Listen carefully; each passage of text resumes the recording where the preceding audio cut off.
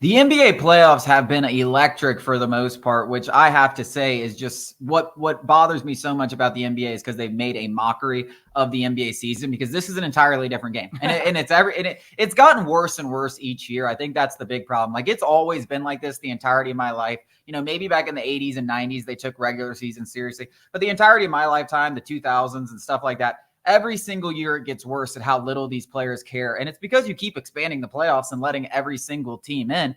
But that doesn't take away from how great these playoffs, particularly out west. And I think the biggest storyline of this entire thing, Anthony Edwards, the Atlantic kid, the Georgia Bulldogs, I guess, I don't know if you call him an alumni, but he went there. The Georgia Bulldogs product has become an absolute sensation. And this isn't just like a Minnesota thing. This is like everybody that's paying attention to these playoffs thing is looking at this guy and starting to think, yo, is that Kobe out there? Is that Michael? And I know you don't want to really put players in that box so early in their career, but this kid is so young and so unbelievably talented. And it's like the mid-range, the crossovers, the moves, the way he is as a scorer, doing it in the clutch, doing it on both ends of the floor, the competitiveness. I mean, I don't think universally there's been a player that's made this kind of a rise aside from those guys. I mean, he is becoming, and he's doing this in a place in Minnesota, which is an appetite. This isn't Los Angeles. This isn't Chicago. This is Minnesota.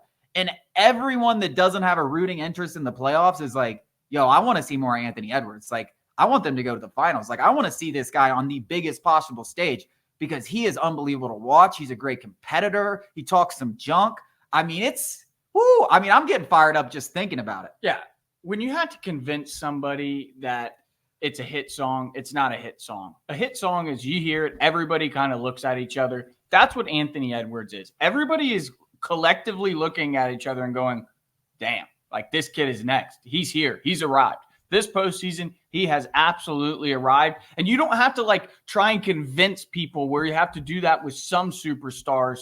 And even Trae Young. Yeah. Yes. That's a perfect example where you have to like convince. Nobody needs convincing about Anthony Edwards. He's arrived this postseason. It's great for basketball. I'm sure Adam Silver is licking his lips at the thought of making this kid the next face of basketball. Like, we all saw Giannis and his dominance, and it's not like he's a forgotten player because he could go out and win an MVP next season. But again, it just feels different.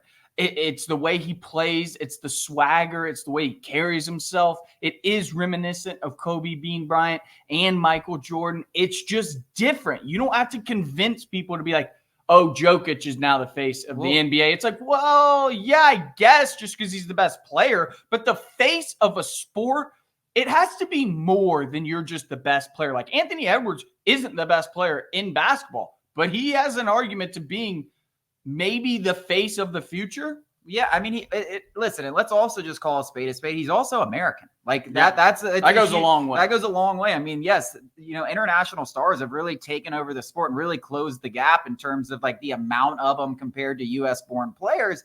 But, having an American that has all this stuff is the most marketable. It's incredibly marketable. And I think that's a big part of it. And I just think the things that you see from Anthony Edwards and the fact that Giannis is kind of a one-trick pony. It's like, I'm going to use my athleticism and this crazy build that I have and just run it down your throat. And I'm going to keep doing it and jamming it in there. And that's, it's fun to watch for a little bit.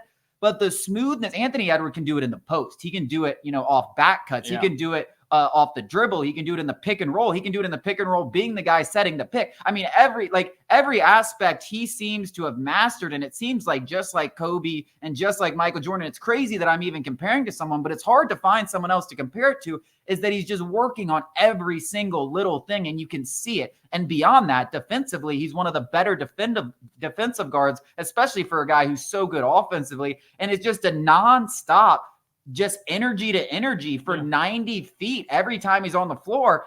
And you can't do anything but respect it. I mean, it's unbelievable. Yeah, people used to describe Walter Payton, how he ran the football, as like painting a masterpiece. And that's how it feels with Anthony Edwards. Yes, there's probably more effective players if you want to go look at the stat sheet or efficiency. But if you're just talking pure basketball, what it looks like to the eye, Anthony Edwards is as good as it gets. It's beautiful to watch. I hope it's just up from here for him. Yeah, it almost feels like, I mean, like I said, he's mastered everything. There's moments where it's like I never thought I would see someone as smooth with the basketball as Kyrie Irving, and you're seeing like a 6'5" guy that has these moves, and it's like the way he goes off move to move. You're like, oh damn, he fooled him there, and then he just like it's like all so set up perfectly, and then it's just like bang, swish every single time, man.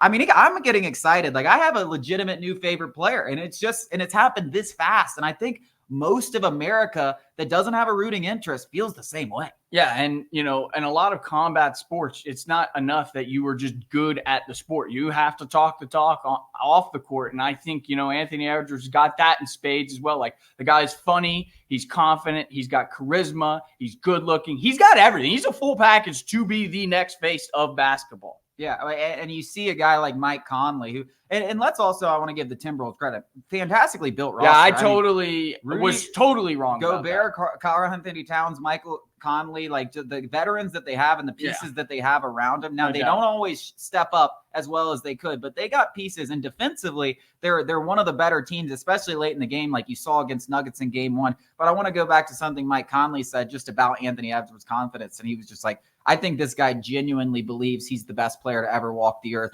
And like, he literally just like, there's nothing that he can't make. Like, and he's just doing it with a sense of joy and confidence and swagger that's unmatched. Like he thinks he's Michael Jordan and he's 22, right 23 years old. And right now, who can argue with him? Because he is playing at that level. I mean, he is looking the Denver Nuggets, who just ran over the entire league last year, in the face after just taking down LeBron James, probably one of his idols, and saying, I'm not done yet. This is just the beginning of something special. And I think I speak for all NBA fans. We are all here for it.